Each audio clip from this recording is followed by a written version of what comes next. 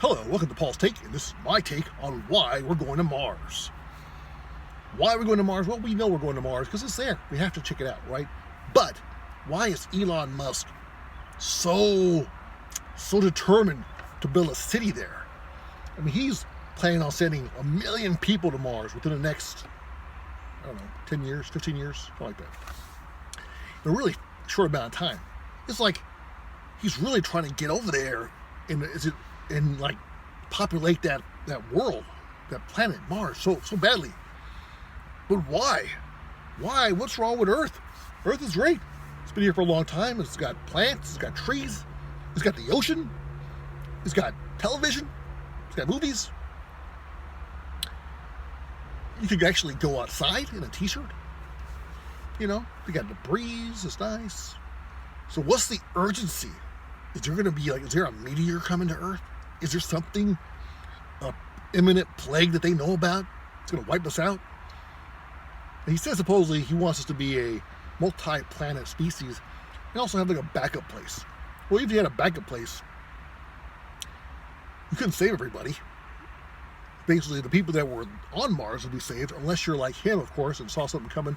You could jump in your rocket and come over to Mars, as a backup. That's possible, right? Only the elite would survive and people that are already on Mars. Everybody else on Earth would be doomed. You know what I'm saying? That's possible. That's what he says, really. To continue the species for generations after generations. It seems like Mars would be more acceptable to disaster than Earth. Because we have a thicker atmosphere and now it bounces off more meteors and whatnot. But nonetheless, he is determined to go to Mars. Well, I had another conspiracy theory, if you will. You know all those movies where the elite separate themselves from the working class, and there's that huge divide after a while. The rich become super rich and super snooty, where the worker bees become really poor and you're scrounging for scraps. In these, usually the scenarios, the resources have diminished, so there wasn't enough for everybody to have plenty. There was only enough for the elite, and everybody else had to scramble for scrapes and drabs of food and water and resources. Now, with all the GMOs, gross, I don't know, that there's plenty of food now for everybody. They said they could feed the whole planet. There's enough resources where everybody can have food, everybody can have power, everybody can have all this stuff. But I guess they realize that, say, even like fossil fuels will wear out after a while. We're not going to have it. Then we'll go to electric cars. But maybe they can see the writing in the walls where there's not going to be enough. Maybe we're going at such an exponential rate that in 20, 30 years from now, there's not going to be enough resources for everybody. Maybe. I don't know. Maybe that's what they see. Maybe they know there's a big old giant comet coming to the Earth in 30 years. I don't know. Maybe they just want to get rid of. Maybe they're sick and tired of the people on Earth. And maybe they're not just building a crappy outpost like there was in Total Recall. Total Recall, it was nasty. Maybe they're building a utopia, something really nice. It would have to be completely enclosed or something. But nonetheless, say it's not on a shoestring budget, but really, really fancy. Something for the elite to really enjoy. To be like, wow, check out this nice place. So that way they could leave the Earth to destroy itself or fend for itself, while the elite and all the people with the brain power to create society for them.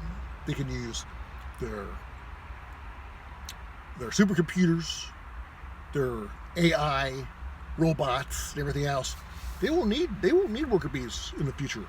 They'll have AI and robots. They can create their own crops. They can build super cities. Maybe with like nanotechnology, they can use the resources and just build a great utopia.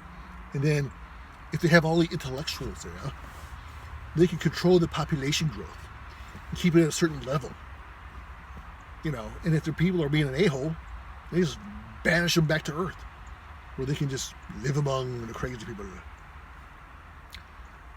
So maybe it's going to be a outpost for the super elite in the future, not the weirdos that I thought, well, who's going to want to go to Mars? Bunch of weirdos, right? I could see exploring it, come back and tell everybody, hey, I went to Mars and check it out. I got these great pictures, like selfies. Besides, for science, I wouldn't want to go. I mean, for tourists, I can see a tourist part of it. So, is that what he wants to do? Make it a big tourist place? But if it was, you still wouldn't need 1 million people. It's an awful lot of people. Well, the plot has thickened. I had another thought. What if the master plans will say, I don't know if you heard the Georgia Guidestones, where they said that in order for, this is of course, I am just kind of summing it up, that the Earth only needs so many billions or millions of people to have a kind of like a balanced ecosystem on Earth. You have too many people, it throws everything off balance. But you got to have a certain, should only have no more than so many people. Otherwise, it throws everything off. It's bad for the world, for the planet. We are way over it by billions and billions. I think it was, I want to say like 700 million people on the whole Earth. And there's like 7 billion people. So, well, there's a lot too many people on our planet for these guidestones. So what if they want to wipe us out? I mean, that's always been kind of a thing, right? They're going to try to wipe us out, and they will survive somehow. But now, I was thinking, well, what if they do want to wipe us out, right? But they don't want to get wiped out themselves, right? They're thinking long run, long term. So if they don't want to wipe themselves out, they got to distance themselves. Because if they just like, well, I'll just stay in the Hamptons, and have my security keep us safe. Well, the masses will break down the Hamptons. Or not only that, whatever you're using to wipe out the planet of people, you might get wiped out yourself because you live there too.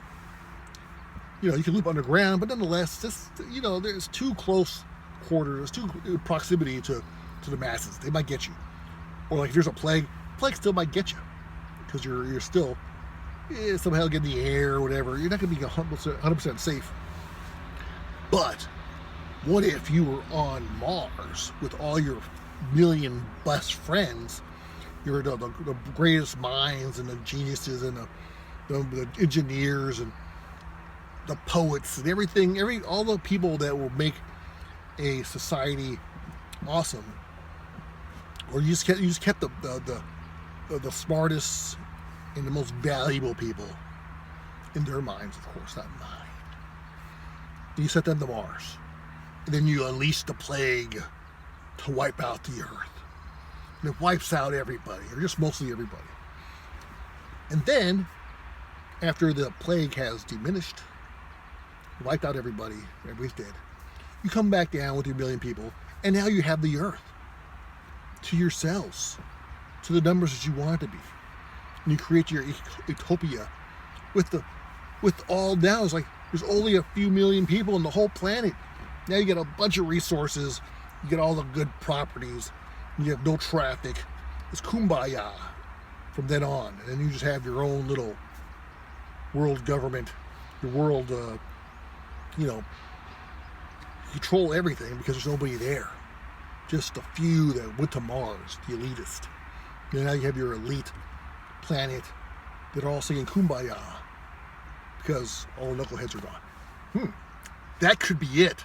They're going to wipe us out. I'm going to Mars. See you later. Peace. I'll see you on Mars. Next episode, I'll be on Mars. Thanks for watching. Paul's Take.